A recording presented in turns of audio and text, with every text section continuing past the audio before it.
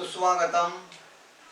घर में बैठे करो योग साधना, इस शिविर के 21वें पाठ में आप सबका हार्दिक स्वागत। प्रार्थना के लिए तैयार। कोई भी ध्यानात्मक आसन, पीठ गर्दन सीधी, आंखें बंद, मन शांत। प्रार्थना।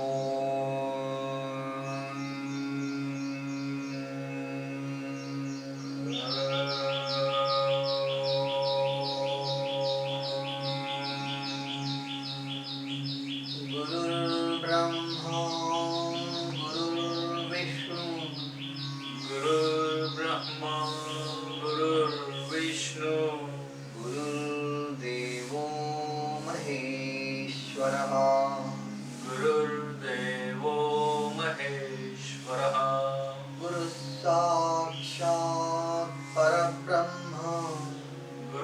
साक्षात् परब्रह्म तस्मै श्री गुरवे नमः। तस्मै श्री गुरवे नमः। गुरवे नमः। गुरवे नमः। गुरवे नमः।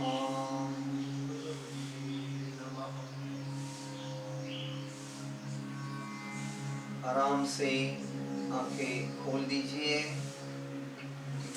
पद्मासन छोड़ना है। 1 2 3 4। दंड स्थिति 1 2 3। सूर्य नमस्कार पूर्व स्थिति 12 सूर्य नमस्कार पूर्ण करेंगे। ओम ह्रां मित्राय नमः। ओम ह्रां मित्राय नमः। पहले नमस्कार में सारी सूचनाएं मैं व्यवस्थित रूप से आपको दे दूंगा। आगे सारे नमस्कार आपको खुद को ही करने हैं। लंबी सांस लीजिए। 1। सांस छोड़ते हुए आगे झुके। 2। सांस लेते बायां पैर पीछे। 3। सांस रोकिए, दूसरा पैर पीछे। 4। सांस छोड़ते हुए अष्टांग। 5। सांस लीजिए, भुजंगासन। 6। सांस रोकिए, कमर ऊपर। 7। सांस रोककर ही दाहिना पैर आगे। 8। सांस छोड़ते झुककर खड़े। 9। सांस लेते सीधे। 10। ओम ह्रीं रवये नमः। ओम ह्रीं रवये नमः।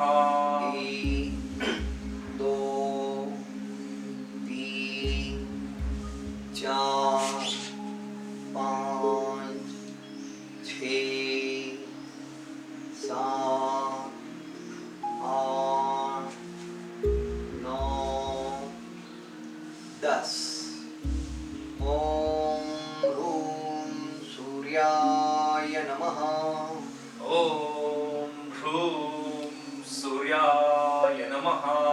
1 2 3 4 5 6 7 8 9 10। ओम ह्रैं भानवे नमः। ओम ह्रैं भानवे नमः। 1 2 3 4 5 6 7 8 9 10 ओम ह्रौं खगाय नमः ॐ ह्रौं खगाय नमः 1 2 3 4 5 6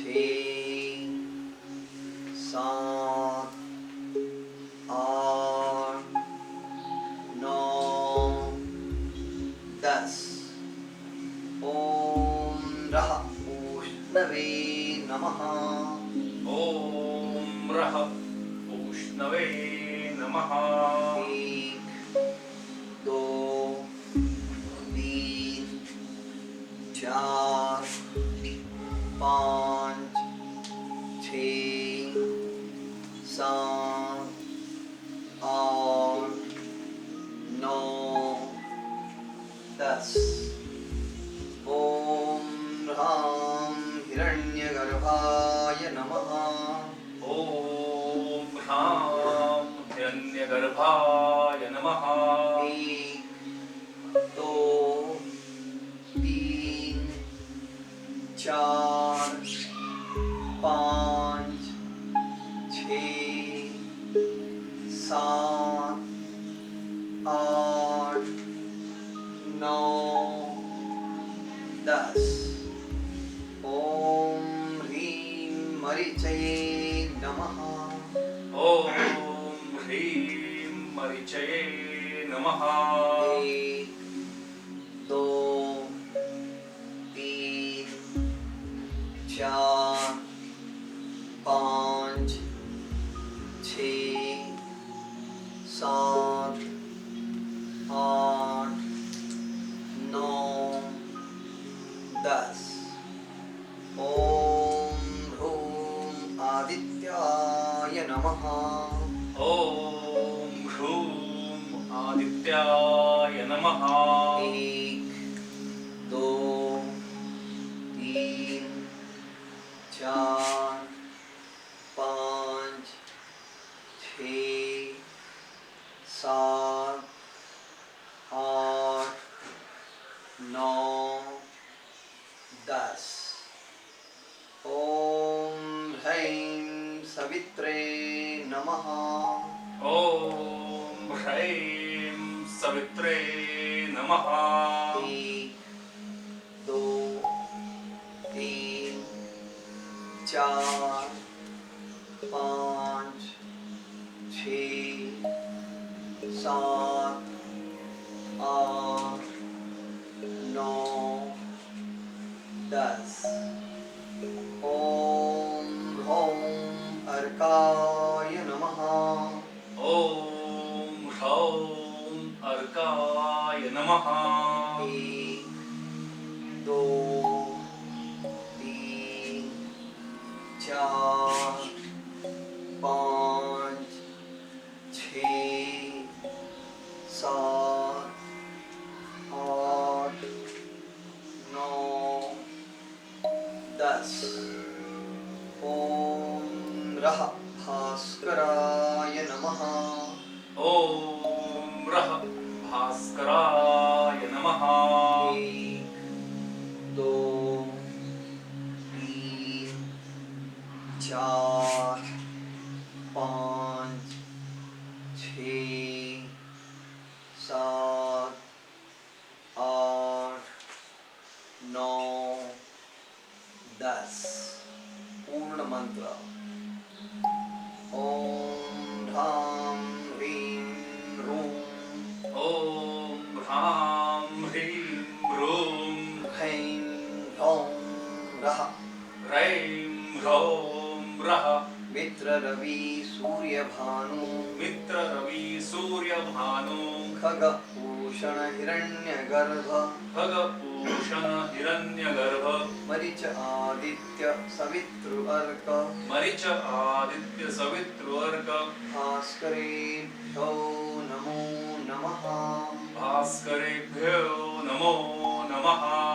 ओम श्री सवित्रे ओम श्री सवित्रे सूर्य नारायणाय नमः। सूर्यनारायणाय नमः। नमस्कार स्थिति छोड़कर हाथ नीचे, एक दंड स्थिति से बैठक स्थिति, 1 2 3 शयन स्थिति, 1 2 विश्राम करेंगे, शवासन, 1 2 3 स्वस्थ पूरी तरह विश्राम। आंखें बंद हैं, लेकिन मन को जागरूक रखना है और यही शवासन की विशेषता है। मन को जागरूक रखते हुए मन का पूरा ध्यान शरीर की ओर, शरीर ढीला करने की ओर ध्यान। इसी कारण शरीर को भी विश्राम मिलता है और मन को भी विश्राम मिलता है। शवासन की विशेषता है शरीर और मन कम से कम समय में रिलैक्स करना, शांत करना, पूरी तरह विश्राम, पूरी तरह विश्राम, स्वस्थ, सावधान। शवासन छोड़ना है, 1 2 3। अब हम शयन स्थिति से ही पवन मुक्तासन जो हमने कल ही सीखे हैं उसे हमें करके देखना है। उसकी सारी जानकारी कल ही हमने समझ ली है और करके भी देखा है। उसके फायदे फिर एक बार थोड़े ध्यान दें। पवन मुक्तासन, तो पेट में जो गैसेस बनते हैं वो पूरे मुक्त होने के लिए सबसे महत्वपूर्ण फायदा इस आसन का है। बाकी तो पेट में दबाव है तो पेट के सारे अंतर इंद्रिय कार्यक्षम बन जाते हैं, पाचन उत्सर्जन कार्यक्षम होने लगता है, कमर के जॉइंट में अच्छा दबाव है, बहुत सारे फायदे इसमें। समझ में आ गया? तो ये आसन आप सब करके देखेंगे। दक्षता में आपको ध्यान रखना है, क्षमता के अनुसार दबाव बढ़ाना है। ठीक है, तो करके देखते हैं पवन मुक्तासन। पहले सांस छोड़ें, सांस भरते हुए द्विपाद उत्तान पादासन, 1 2 में अपने दोनों पैर घुटनों में फोल्ड करते हुए पेट पर ले आइए, 2 3 में दोनों हाथों से घुटनों को ठीक से पकड़ना है, 3 और 4 में पहले सांस भरेंगे, सांस छोड़ते छोड़ते गर्दन ऊपर उठाएंगे और घुटनों के पास ले जाएंगे और पेट का दबाव बढ़ाते जाएंगे, 4 सांस छोड़ते हुए दबाव बढ़ाना है और आसन पूर्ण होते ही संत श्वसन। बहुत ही अच्छे, पूरे ध्यान से करना है। पूरा जो दबाव है पेट पर है इसकी ओर अपना ध्यान है। सारे गैसेस इसी कारण निकलना, यही इस आसन का मूल उद्देश्य है। बहुत ही अच्छे से किए। आसन हम छोड़ेंगे, पहले सांस लें, सांस छोड़ते हुए माथा जमीन पर, 1 दोनों हाथ कमर की बाजू में, 2 दोनों पैर आकाश की दिशा में सीधे, 3 सांस लीजिए, सांस छोड़ते हुए पैर जमीन पर, 4 रिलैक्स। बहुत ही अच्छे से आप कर रहे हैं। एक बार और करके देखते हैं। तैयार हो जाइए। पवन मुक्तासन, सांस भरते हुए द्विपाद उत्तान पादासन, 1 दोनों घुटने फोल्ड करें, पेट पर ले आइए, 2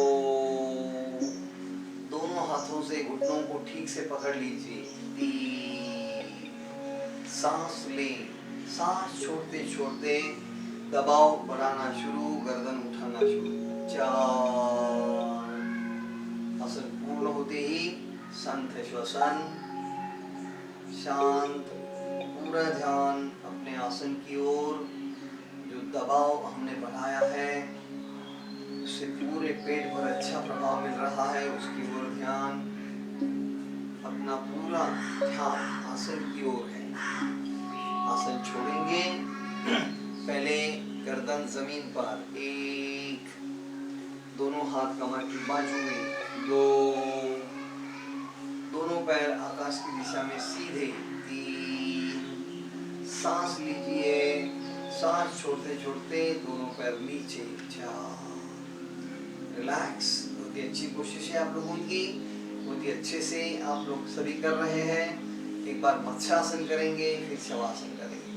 तो मत्स्यासन के लिए तैयार, दोनों पैरों में अंतर, एक, बायां पैर फोल्ड, दो, दाहिना पैर फोल्ड, पद्मासन, तीन, दोनों हाथ ऊपर से कंधे के पीछे डाल दीजिए नीचे और छाती को उठाइए, माथा अंदर, चार, तालू जमीन को लगाएंगे और फिर 5 में दोनों हाथों से पैरों के अंगूठे, 5, संथ श्वसन, पूरा ध्यान गले की ओर। गले में बहुत अच्छा तनाव है जहाँ थायराइड ग्लैंड्स है। पहले आसन में, पवन मुक्तासन में गले में दबाव था, थायराइड में दबाव था, अब इसमें तनाव है, तो ये बहुत ही आवश्यक है। मत्स्यासन छोड़ेंगे, दोनों हाथों के आधार से पहले गर्दन सीधी कर दीजिए, दोनों हाथ कमर की बाजू में, तो ऊपर से दाहिना पैर जो है सीधा, तीन, बायां पैर सीधा, चार, पैर मिला लीजिए, 5, शवासन करते हैं, 1, 2, 3, स्वस्थ, पूर्ण विश्राम, पूरा शरीर ढीला छोड़ दीजिए, पेट पर दबाव हुआ है तो पूरा कम करने की कोशिश, मन शांत,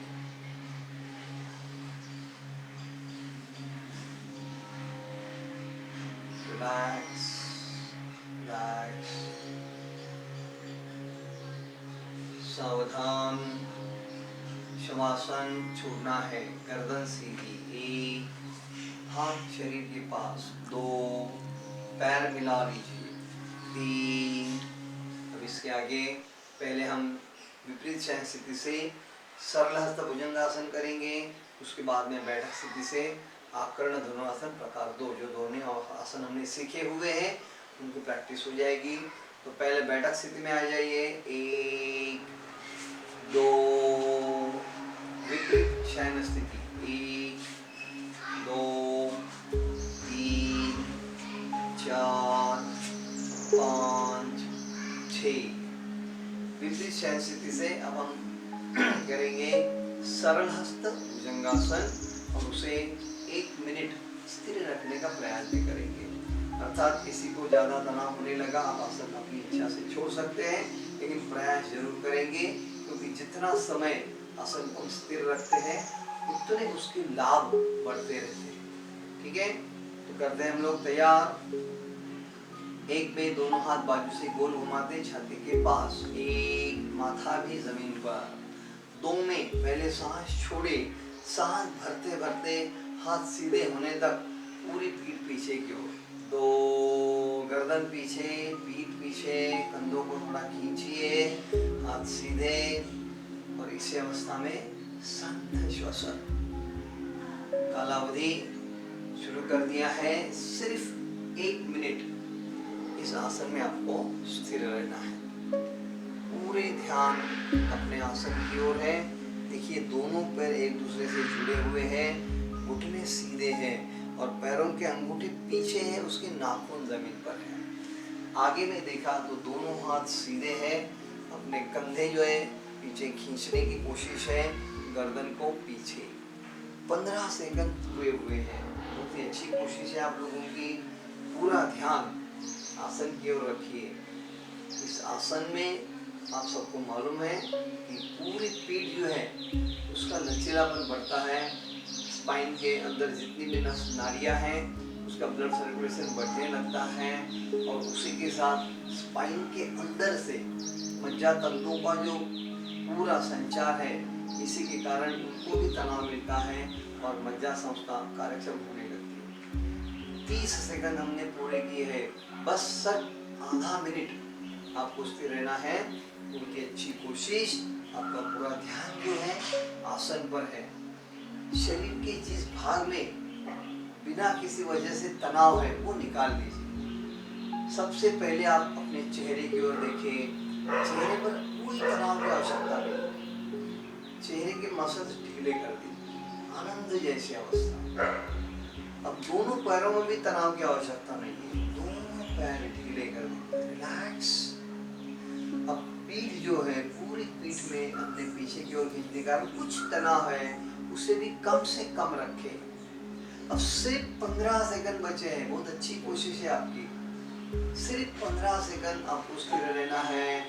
छाती और फेफड़े की ओर ध्यान दें, वहाँ के मसल्स थोड़े आप रिलैक्स कर सकते हैं। खाली आपको हाथों को ढीला करना संभव नहीं है, फिर भी कोशिश करें हाथों के मसल जितने हो सकते हैं ढीले छोड़ें। बस सिर्फ 5 सेकंड आपको स्थिर रहना है। बहुत ही अच्छी कोशिश है, बहुत ही अच्छा आपने प्रयास किया है। अब हम आसन छोड़ रहे हैं। पहले सांस लें, सांस छोड़ते छोड़ते आराम से नीचे, आराम से नीचे आते ही संत श्वसन। 2 में दोनों हाथ बाजू से गोल घुमाते कमर के पास, 2। उसी समय घुटने अपनी जमीन पर है। शरीर को ढीला कर दीजिए, बहुत ही अच्छी कोशिश। विपरीत शयन स्थिति से अब हमें आगे का आसन करना है, आकर्ण धनुरासन प्रकार 2। तो इसलिए बैठक स्थिति आएंगे, 1 2 3 4 5 6। थोड़ा सा रिलैक्स बैठ सकते हैं। यह आसन हमने कल ही देखा है। आकर्ण धनुरासन कैसे किया जाता है ये भी हम समझ भी लिया है, खुद ने करके भी देखा है। एक बार फिर से उसके फायदे की ओर हम ध्यान देते हैं।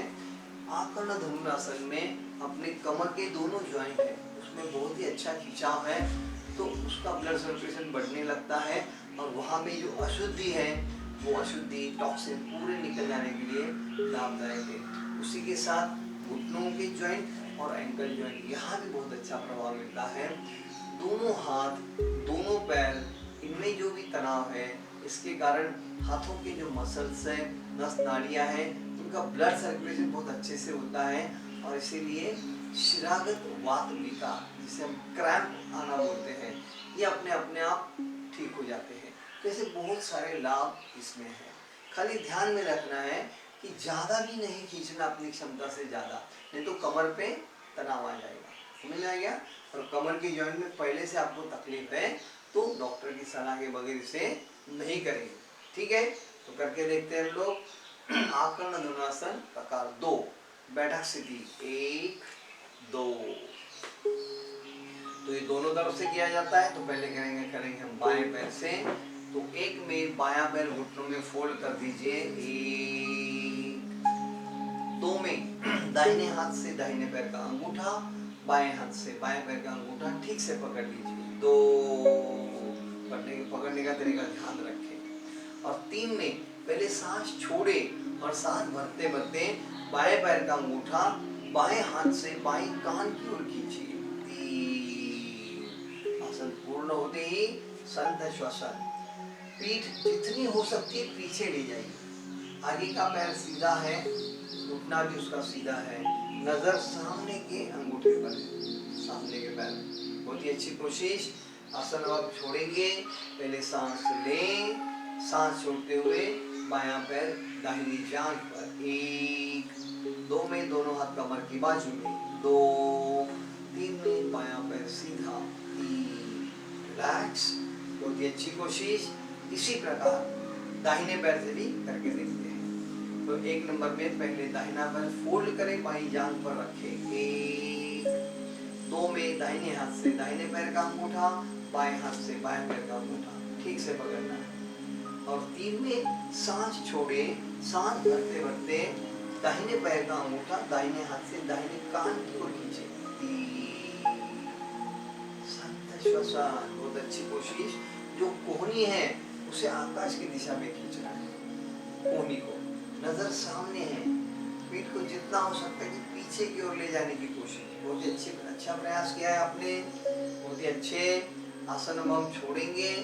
पहले सांस लें, सांस छोड़ते छोड़ते दाहिना पैर बाईं जांघ पर, 1, दोनों हाथ कमर की बाजू में, 2, दाहिना पैर सीधा, 3, बहुत ही अच्छी कोशिश। पहले हम करेंगे शवासन, उसके बाद में आगे के आसन हम देखेंगे।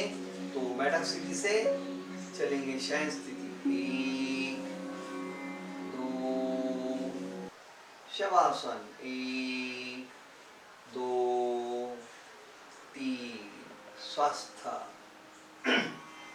पूरी तरह विश्राम, मन शांत, मन का पूरा ध्यान शरीर की ओर, शरीर ढीला करने की ओर ध्यान दीजिए। Relax, relax. आकर्ण धनुरासन करते समय कमर के जॉइंट में बहुत ही अच्छा तनाव था, तो कमर के दोनों जॉइंट ढीले छोड़ दीजिए। दोनों हाथ, दोनों पैर पूरी तरह ढीले, मन शांत, रिलैक्स, सावधान। शवासन छोड़ना है, 1, 2, 3। शयन स्थिति से बैठक स्थिति, 1, 2, स्वस्थ में बैठे, 1, 2।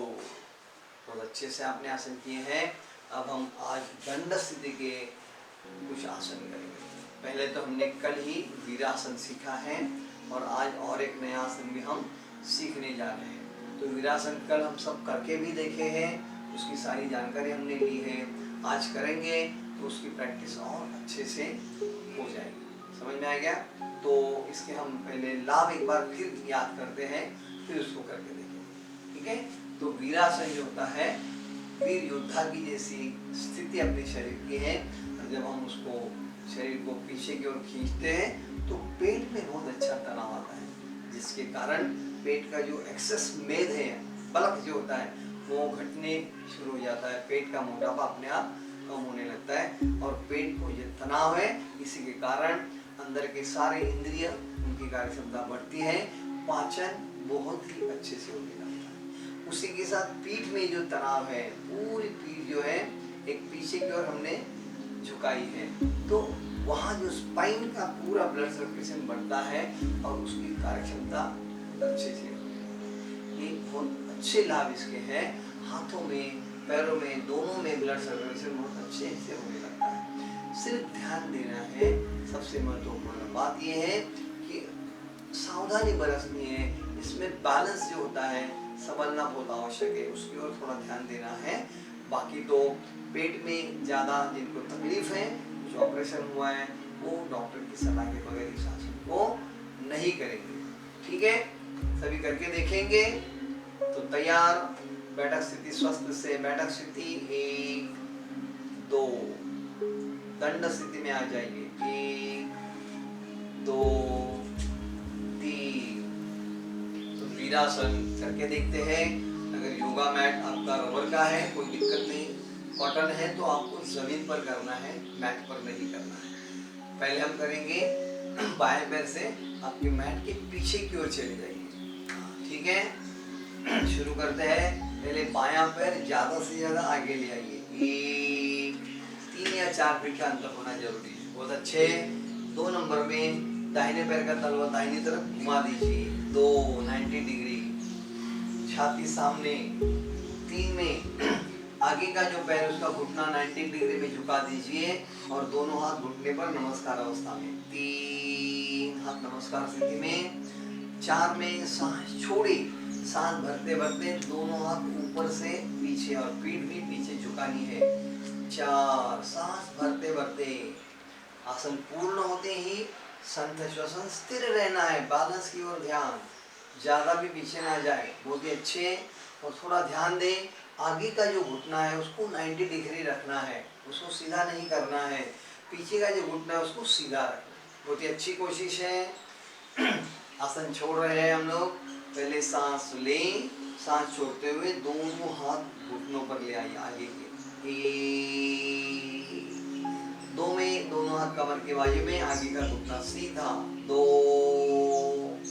3 में जो दाहिना पैर है उसको सीधा कर दीजिए। 3 और 4 में आगे का पैर पीछे ले जाइए। 4 दंड स्थिति। बहुत अच्छी कोशिश। इसी प्रकार अब हम दाहिने पैर से भी करके देखते हैं। तैयार हो जाइए। वीरासन। दाहिना पैर ज्यादा से ज्यादा आगे ले जाइए। 3 या 4 फीट का अंतर होना है।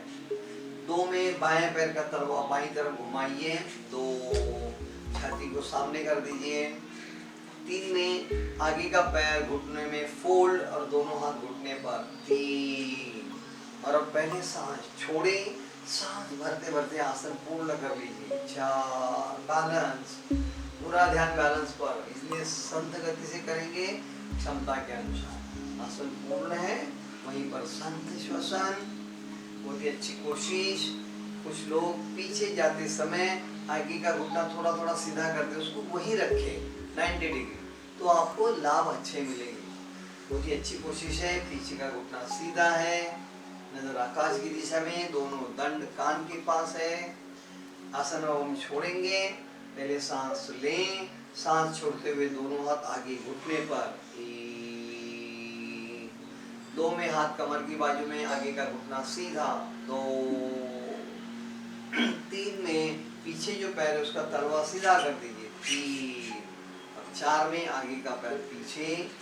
4 बहुत ही अच्छे। शरीर ढीला, दंड स्थिति से बैठक स्थिति। 1, 2, 3 स्वस्थ में बैठे। 1, 2 बहुत ही अच्छी कोशिश आप कर रहे हैं। पूरे ध्यान से करना है। पेट का मोटापा कम होने के लिए बहुत ही लाभदायक आसन है। बहुत लोगों को ये आवश्यक होता है। पेट बहुत बड़ा हुआ होता है, उसे अनईजी लगते हैं, अस्वस्थता आती है, तो इसमें बहुत फायदे आपको जरूर मिलेंगे। ठीक है, तो आज और एक आसन हम नया सीखने जा रहे हैं। दंड स्थिति वाला ही आसन है, बहुत अच्छा आसन है। उस आसन का नाम है त्रिकोणासन। तो ये आसन का जो नाम दिया गया है त्रिकोणासन, तो इस आसन में अपने शरीर की अवस्था त्रिकोण, ट्रायंगल जैसी होती है, और इसीलिए इस आसन को नाम दिया गया है त्रिकोणासन। ठीक है, अब ये आसन कैसे करना है ये पहले मैं आपको समझा दूंगा। उसके बाद मेरे सह शिक्षक आपको करके दिखाएंगे, फिर अब हम करके देखेंगे। ठीक है, तो कैसे करना है ये मैं आपको बता रहा हूँ। 4 अंकों में ये आसन करना है, 4 अंकों में छोड़ना है। बाएं पैर से भी कर सकते हैं, दाहिने पैर से भी कर सकते हैं। तो बाएं पैर से करते समय पहली अवस्था के लिए अपना बायां पैर ज्यादा से ज्यादा बाईं तरफ ले जाइए। जितना अंतर 3 या 4 फीट का, दोनों पैरों में इतना अंतर होना जरूरी है। 2 नंबर की अवस्था में बाएं पैर का जो तलवा है बाईं तरफ घुमा दीजिए 90 डिग्री। ठीक है, 3 नजर तो सामने है, बाकी शरीर पूरा सामने है। 3 नंबर की अवस्था में जो बायां घुटना है उसे हमें फोल्ड करना है 90 डिग्री तक, और बायां हाथ जो है अब नीचे झुकते झुकते बाएं पैर के पीछे रखना है। ये नंबर 3 की अवस्था है। और नंबर 4 में सांस भरते भरते अपना दाहिना हाथ ऊपर से कान की ओर ले जाएंगे, मतलब दाहिने कान को टच करेंगे। तो इस प्रकार पूरा शरीर एक दिशा में से ट्रायंगल जैसे हो जाता है और पैर ऐसे सीधे, इसी के कारण त्रिकोणासन आप करने के बाद मालूम हो जाएगा। आसन छोड़ते समय इसी प्रकार 4 अंक में छोड़ना है। एक में सांस भरते भरते हाथ पहले कमर के बाजू में ले आएंगे, वहाँ संत श्वसन। फिर अपने को 2 नंबर की अवस्था में जो घुटना फोल्ड है, शरीर को भी सीधा करना है। 2 घुटना सीधा, शरीर सीधा। 3 नंबर की अवस्था में बायां पैर का तलवा आगे घुमाना है। और 4 नंबर में बायां पैर दाहिने पैर को जोड़ के दंड स्थिति में आना है। समझ में आ गया सबको? तो इस प्रकार त्रिकोणासन किया जाता है। तो पहले मेरे सहशिक्षक आपको दिखाएंगे, फिर हम सब करके देखेंगे। तो मेरी सारी सूचना सहशिक्षक के लिए है। तो आप देखेंगे त्रिकोणासन पहले बाएं पैर से। 1 नंबर की अवस्था में बायां पैर ज्यादा से ज्यादा बाईं तरफ।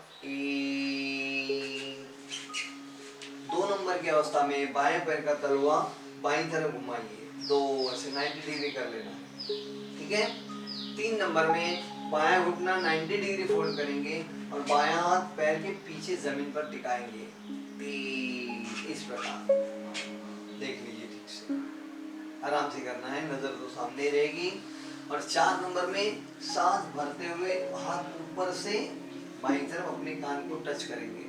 ये देखिए सीधी लाइन में शरीर को रखना है, हाथ से लेकर पैर तक शरीर एकदम सीधी लाइन में। समझ में आ गया? ट्रायंगुलर पोज एकदम। तो आसन छोड़ने के लिए एक में पहले हाथ जगह पर, सांस लेते हुए घुटना सीधा, कमर सीधी। 2 3 में बायां पैर सीधा कर लीजिए। 3 और 4 में बायां पैर दाहिने पैर को मिला लीजिए। 4 समझ में आ गया सबको? तो इस आसन को हम और एक बार देखेंगे, क्योंकि बहुत गलतियां हम लोग करते हैं, गलती से गलत होते ही लगता है तो फलाव नहीं मिलेंगे। जितना आप अच्छे से करोगे आसन अच्छा जरूर हो जाएगा। फिर एक बार देखते हैं हम त्रिकोणासन दाहिने पैर से। 1 में दाहिना पैर ज्यादा से ज्यादा दाहिनी तरफ, इसको हमें दाहिनी तरफ डालना है, इसीलिए अपनी मैट जो इसके बाईं तरफ हम खड़े रहेंगे तो अपने आप अंतर आने में दिक्कत नहीं रहेगी। 2 में दाहिने पैर का तलवा दाहिनी तरफ। 2 3 में दाहिना घुटना फोल्ड करें 90 डिग्री तक और दाहिने हाथ पैर के पीछे। 3 तो यहाँ ध्यान रखना है कि ये घुटना सीधा है, दूसरा 90 डिग्री। ज्यादा भी फोल्ड करें तो तकलीफ होती है, कम करेंगे तो भी आसान नहीं हो जाएगा, ठीक है। 4 में बायां हाथ ऊपर से दाहिनी ओर। 4 दंड जो है कान को टच करेंगे। अब यहाँ देखिए हाथ जो है ना, यहाँ ऐसे नहीं करेंगे, कभी कभी ऐसे करते हैं, एकदम सीधी लाइन में है। कमर जो होती है ज्यादा ऊपर भी होती है, कभी कभी नीचे भी होती है, तो उसको ऊपर नीचे नहीं करना है, ये आगे पीछे बैलेंस संभालना है। ये आपको पूरी तरह ध्यान रखना है, ठीक है। गर्दन भी नीचे नहीं झुकाएंगे, ऐसे नहीं करेंगे, सीधी रखिए। आसन छोड़ने के लिए 1 में अपना बायां हाथ जगह पर। 2 में सांस लेते हुए खड़े हो जाएंगे। 2 उठना सीधा। 3 में दाहिना तलवा सीधा। 3 4 में दाहिना पैर बाएं पैर के पास। 4 रिलैक्स। समझ में आ गया सबको? अब विश्राम करते हैं। शवासन।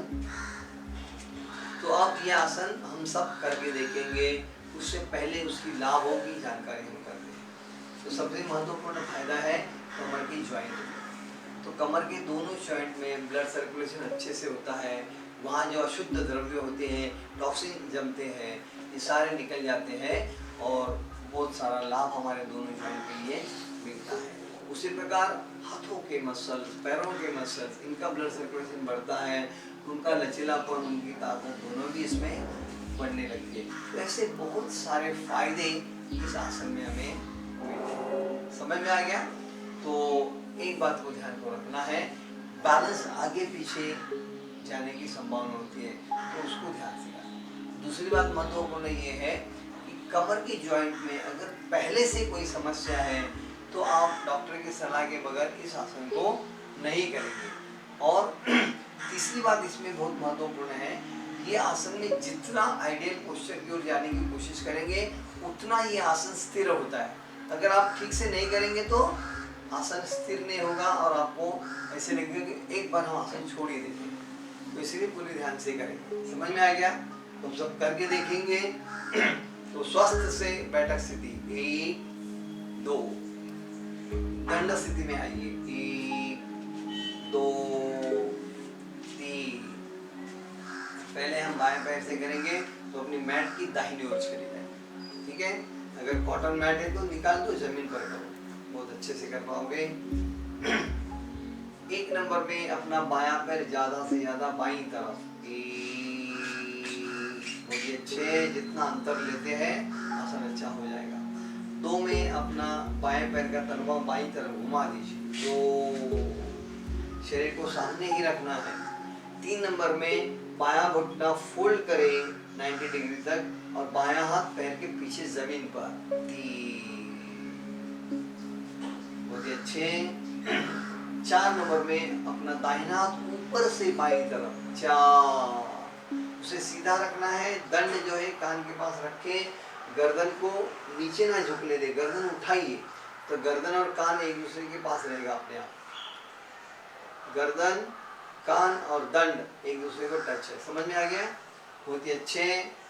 पीछे वाला जो पैर है उसका घुटना सीधा रखना है। बाएं वाला जो घुटना है वो 90 डिग्री है। पूरे ध्यान से करो। बहुत ही अच्छे।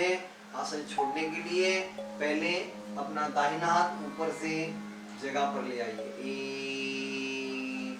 सांस लेते हुए बायां घुटना सीधा। 2 3 में बायां तलवा सीधा कर दीजिए। 3 4 में बायां पैर दाहिने पैर के पास। 4 रिलैक्स। बहुत ही अच्छे से आपने किए हैं। इसी प्रकार अब हम दूसरे पैर से करने के लिए तैयार हो जाएंगे तो आपकी मैट की बाईं तरफ आ जाएगी। पूरे ध्यान से करेंगे आसन को। आपने अनुभव किया है कि बहुत अच्छे तनाव इसमें है। तो एक बार करके देखते हैं। त्रिकोणासन।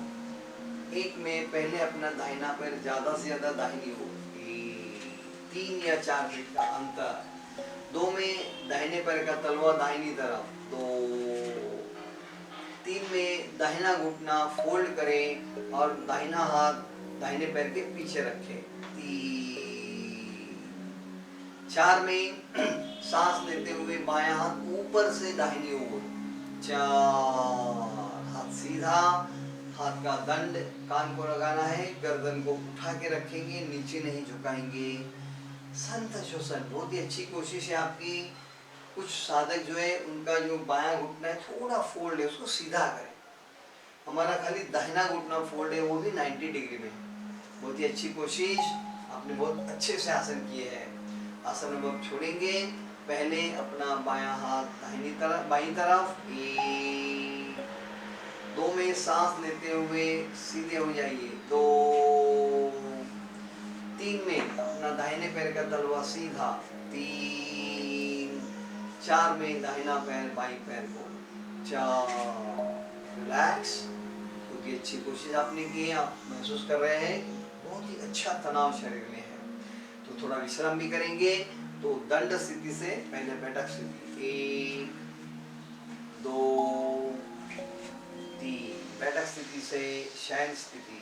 1 2 शवासन। 1 2 3 स्वस्थ। पूरी तरह विश्राम। मन शांत, मन का ध्यान शरीर की ओर। जो त्रिकोणासन हमने किए हैं, वीरासन में हमने किया था, तो अपने कमर की जॉइंट में बहुत अच्छा तनाव है, पीठ के मसल्स में बहुत अच्छा तनाव है। तो ये सारा भाग खिला कर पीठ की तरफ ध्यान दीजिए। कमर से लेके गर्दन तक पूरी पीठ रिलैक्स। उसी प्रकार कमर के दोनों जॉइंट ढीले छोड़ दीजिए। दोनों हाथ दोनों पैर ढीले कर लीजिए। Relax relax.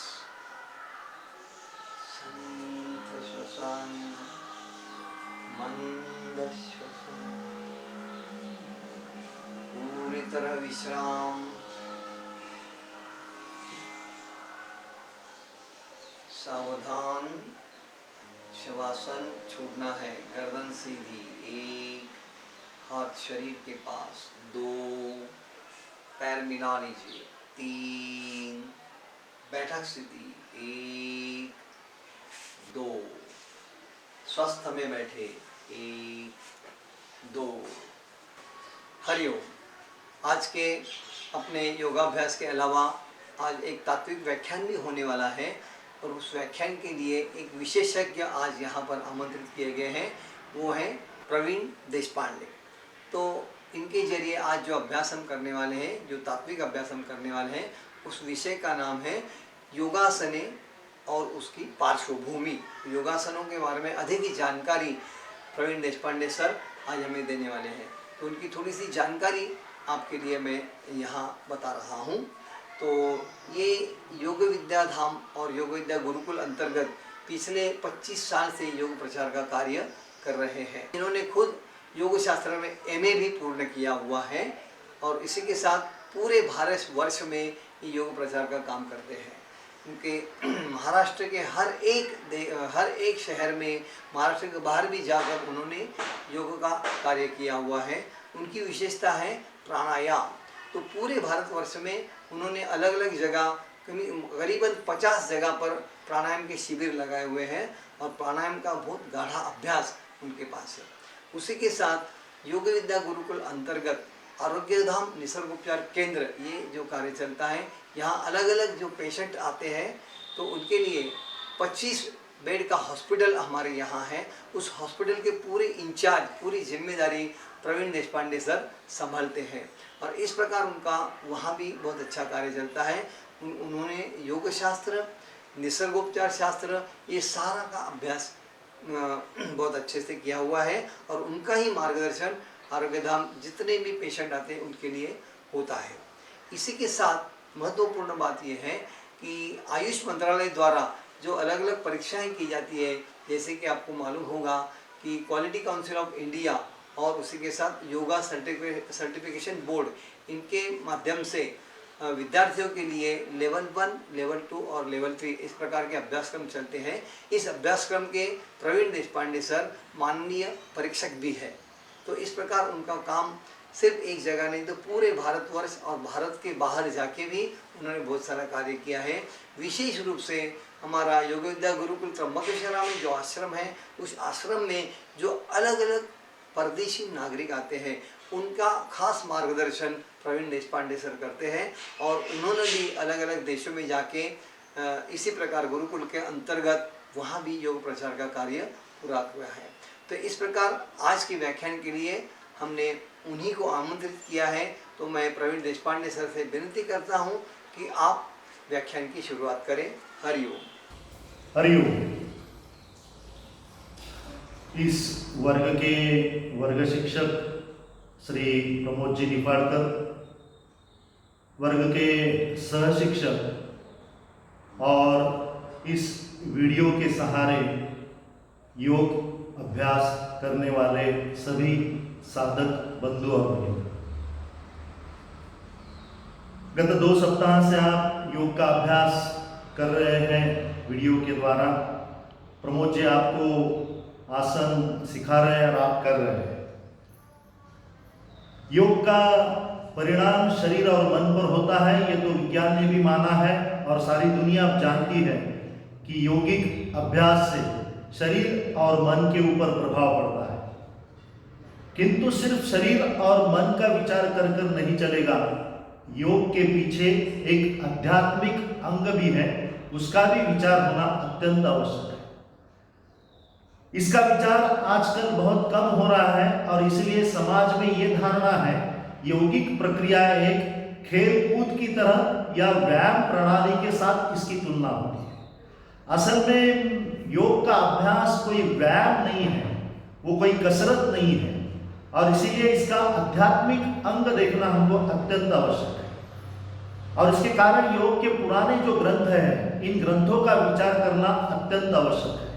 विशेषतः पतंजल योग दर्शन, जिसमें योग की विस्तृत जानकारी सूत्रबद्ध की है और उन्होंने अष्टांग योग के बारे में बताया है। यम, नियम, आसन, प्राणायाम, प्रत्याहार, धारणा, ध्यान, समाधि। और उसमें का तीसरा अंग जो है आसन, और उसी के ऊपर आज मैं चर्चा करने वाला हूं। और आज का विषय भी वही है, योगासन की पार्श्वभूमि, योगाभ्यास की पार्श्वभूमि। What is the background of yogic practices? It is not only exercise, वो कोई सिर्फ व्यायाम नहीं है, योग का एक अपना अलग दृष्टिकोण है। जहां तक पतंजलि ने योग सूत्रों में बताया है, आसन की व्याख्या पतंजलि ने बड़ी सुंदर की है। योगः स्थिर सुखम आसन। पतंजलि ने योग आसन की जो व्याख्या की है वो है स्थिर सुखम आसन। यानी दो विशेषणों का उपयोग पतंजलि ने किया है। आसन वही है जो स्थिर है और सुखकारक है। जो भी स्थिति ली है वो स्थिति स्थिर होना आवश्यक है और वो सुखकारक भी होना आवश्यक है। जब अभ्यास कर कर आजकल के ऋषि मुनियों ने ये भी पता लगाया है, ये सिर्फ विशेषण नहीं है, आसन के अभ्यास के परिणाम भी है। यानी आसन का अभ्यास शरीर की स्थिरता और सुखकारकता लाकर आप करोगे तो सिर्फ शरीर स्थिर नहीं होगा, सिर्फ शरीर को सुखकारकता नहीं मिलेगी, उसका परिणाम आपके मन पर भी होगा। आपका मन भी स्थिर होगा और मन को भी सुखकारकता अनुभव आप कर सकते हैं। इसका मतलब है पतंजलि ने आसन की व्याख्या यानी जो भी स्थिति आप लेते हैं उसकी व्याख्या बड़ी सुंदर की है। It must be study and comfortable. जो भी स्थिति आप लेते हैं, ये योग आसन की व्याख्या पतंजलि ने विस्तृत बताई है और इसका परिणाम भी पतंजलि बताते हैं। इस प्रकार का अभ्यास अगर आप करते हैं, जैसे पतंजलि ने बताया है कि जो भी स्थिति ली वो पहले स्थिर करना आवश्यक है, स्थिर होने के बाद उसमें सुखकारकता लाना आवश्यक है और ये दोनों चीजें आती हैं।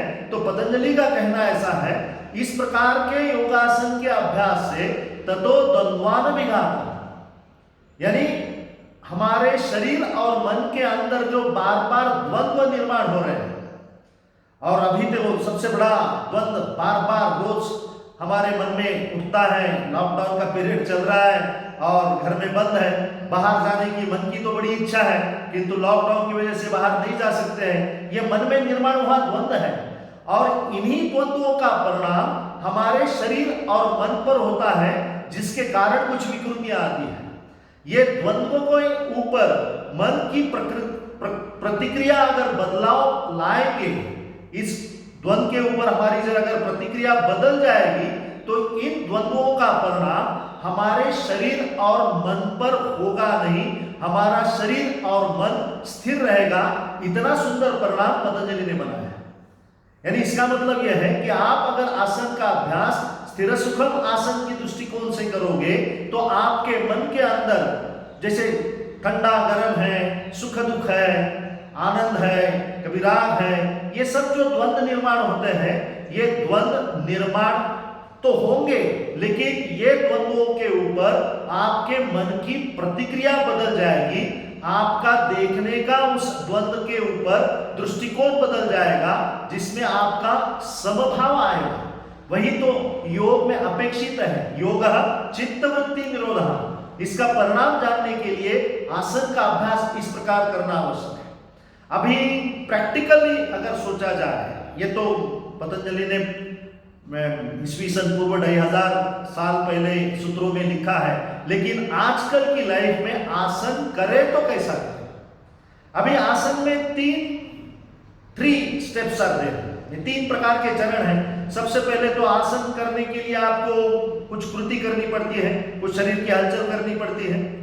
उसके बाद आप आसन की स्थिति लेते हैं, दूसरा चरण, और तीसरा चरण है आसन स्थिति छोड़ते हैं और जो पूर्व स्थिति थी उस स्थिति में आते हैं। तो ये 2 प्रकार की हलचल है और बीच वाला यानी दूसरा जो चरण है, which is very important part of yogic practices, यानी आसन जो है उसकी बारे में मैंने चर्चा की। वो स्थिर सुखम आसन, whatever posture you are attaining, it must be steady and comfortable। वो स्थिर होना चाहिए और सुखकारक होना चाहिए।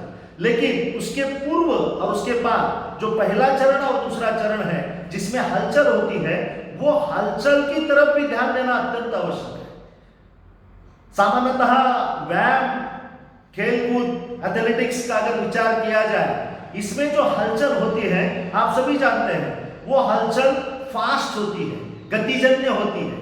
उदाहरण के तौर पर वो आप क्रिकेट खेलते हैं तो बॉलिंग करते समय बॉलर दूर से भागते आता है, असल में उसको बॉल डालना होता है, लेकिन बॉल डालने के बाद भी वो आगे भागते रहता है, कारण उसको पहले से गति निर्माण हो चुकी है शरीर में, और इस गति के ऊपर नियंत्रण लाना मुश्किल होता है। एथलेटिक्स का एक बड़ा सुंदर उदाहरण है वो डिस्क थ्रो या गोला फेंक, ये प्रकार के जो खेल है उसमें वो डिस्क फेंकने वाला पहले 2-3 चक्कर लगाता है और फिर जोर से डिस्क फेंक देता है। असल में डिस्क फेंकने के बाद उसके शरीर को एक प्रकार की गति निर्माण होती है, उस गति के ऊपर अगर उसने नियंत्रण नहीं लाया तो वो कैसे भी गिर सकता है, उस पर नियंत्रण लाना आवश्यक है। और इसी गति के ऊपर मैं बताना चाहता हूं, हम जो आसन की स्थिति लेते हैं और छोड़ते हैं उस समय हमारी गति धीरे होनी चाहिए, which is very important part. अगर वो धीरे नहीं होगी तो आपके शरीर में गतिजन्यता निर्माण होगी और उस गति बढ़ने के कारण शायद आपका आसन सुंदर होगा किंतु आपको शरीर को तकलीफ जरूर हो सकती है। जैसे आसन का उदाहरण लेंगे, जैसे मैंने ये खेल कूद के बारे में उदाहरण दिया जिसके कारण गति निर्माण होती है। मान लीजिए आप अभी पिछले सप्ताह आपने कल कौन सा आसन किया था, पश्चिमोत्तानासन। आपने निपाल दर्शन ने आपको पश्चिमोत्तानासन सिखाया जिसमें आप सांस लेते हैं और फिर धीरे धीरे झुकने के लिए कहते हैं और अंगूठे पकड़ना है और माथा सर को लगाना है। अभी ये करने के लिए आपके सर हर समय धीरे से सर नीचे लेकर जाइए, धीरे से अंगूठा पकड़िए, इस प्रकार की सूचना देते हैं। इसके पीछे का कारण यह है आपकी हलचल भी उस प्रकार होनी चाहिए। मान लीजिए हमने जैसे स्पोर्ट्स के बारे में देखा था, वहां जिस प्रकार आपने गति बढ़ाई, जैसे माथा घुटने को लगाने के लिए आप जोर से अगर गति से करते हैं तो शायद माथा घुटने को लगेगा लेकिन आपके कमर में दर्द जरूर होगा। बी प्रिकॉशन, बी केयरफुल, कारण आप गति लाओगे तो शायद आसन अच्छा हो सकता है किंतु उस आसन सिर्फ अच्छा रखने से हमको काम नहीं चलेगा। यानी don't look at the posture, posture अच्छा आना चाहिए, बात सही है, लेकिन पोस्चर अच्छा आने के लिए आप अगर पहले की हलचल गतिजन्य करोगे तो पोस्चर अच्छा आएगा किंतु वो अच्छा आया हुआ पोस्चर ज्यादा देर तक स्थिर नहीं रहेगा। पतंजलि ने बताया कि स्थिर सुखम, स्थिर होना आवश्यक है और स्थिरता लाने के लिए पहले की हलचल धीरे होना अत्यंत आवश्यक है। जल्दबाजी करोगे तो कमर में दर्द या कहीं मांसपेशियों में तनाव या खिंचाव निर्माण हो सकता है, इसलिए हलचल धीरे होना अत्यंत आवश्यक है। यानी आप योगासन की स्थिति लेते समय और छोड़ते समय दोनों हलचल आपकी धीरे होना अत्यंत आवश्यक है। इस बात को आप कृपया ना भूलें। उदाहरण के तौर पर आप अंगूठा पकड़ने के लिए कहा है, आप थोड़ा सा फास्ट करोगे, थोड़ा जोर लगाओगे तो शायद आप अंगूठा नहीं और आगे ज्यादा झुक सकते हो लेकिन आपके कमर में दर्द होगा। इसलिए धीरे से झुकना आवश्यक है और धीरे झुकने से आपकी शरीर की क्षमता आपको पता चल जाती है, कहां रुकना चाहिए। धीरे करोगे तो आप जहां चाहो वहां रुक सकते हो, आप जल्द करोगे तो आप जहां चाहो वहां रुक नहीं सकते। इसीलिए हलचल धीरे होना अत्यंत आवश्यक है। यानी योगासन में हलचल लेते समय और छोड़ते समय धीरे होना आवश्यक है।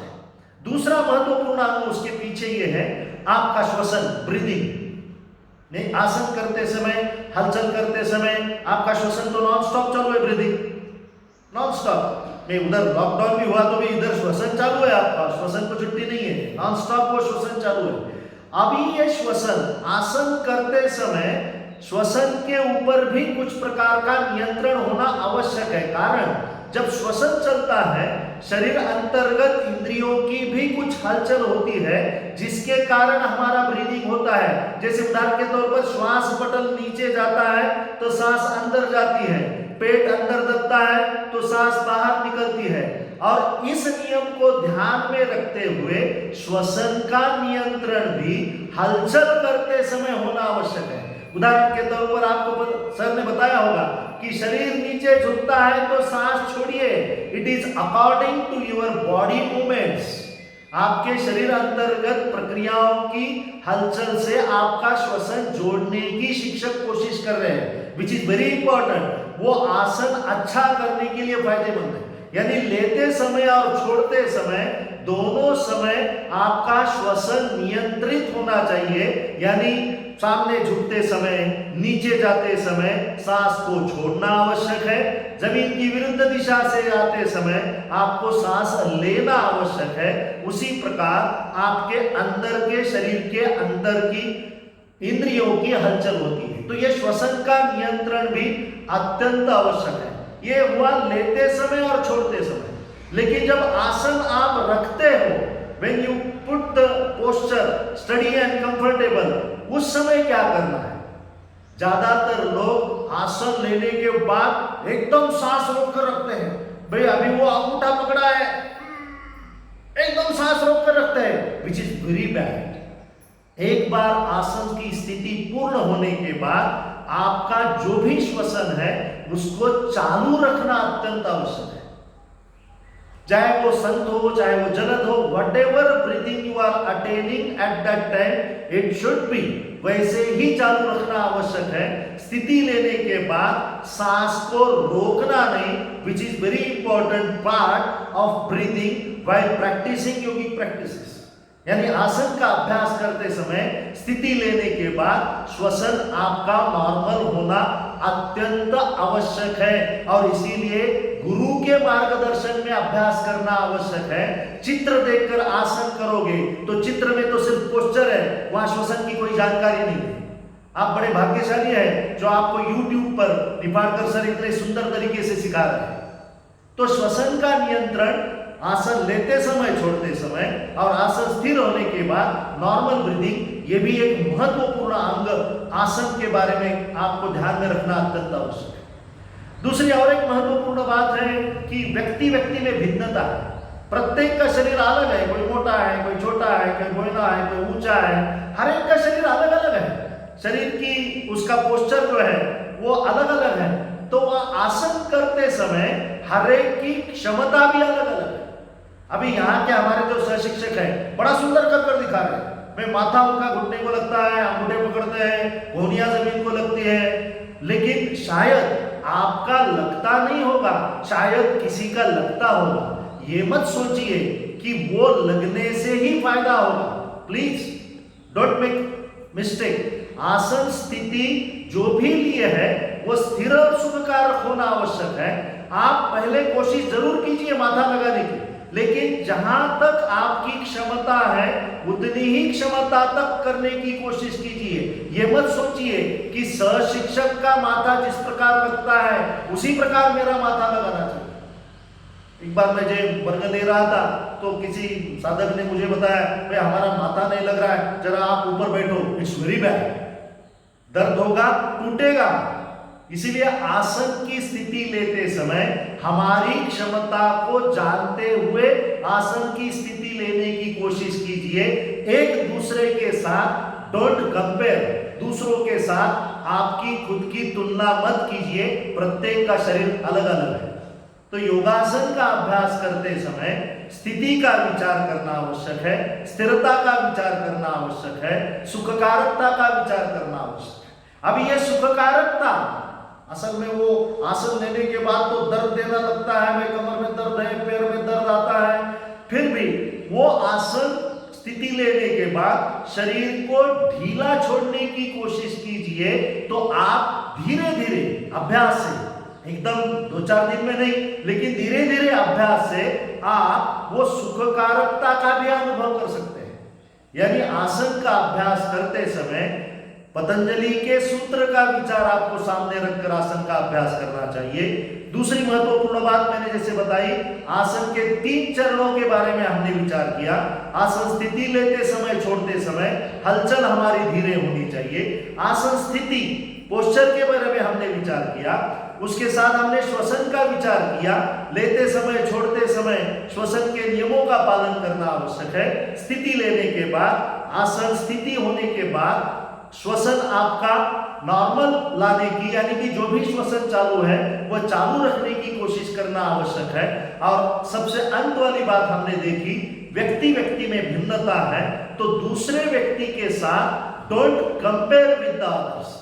इस प्रकार आप योगासन का अभ्यास करेंगे तो आपका आपके आसनों का परिणाम शरीर और मन पर आप रोज की दिनचर्या में अनुभव कर सकते हैं।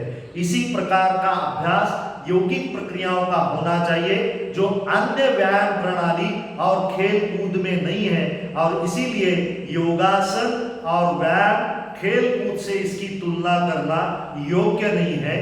यही बात मैं आपको समझाना चाहता हूं। इसी दृष्टिकोण से आप अगर योगासन का अभ्यास करेंगे तो आप जरूर पतंजलि ने जो परिणाम बताया है तत्वोत्तम विघातः, इसके परिणामों का आप जरूर अनुभव कर सकते हैं। फिर एक बार आपको स्थिर सुखम आसन के लिए शुभेच्छा। हरिओम।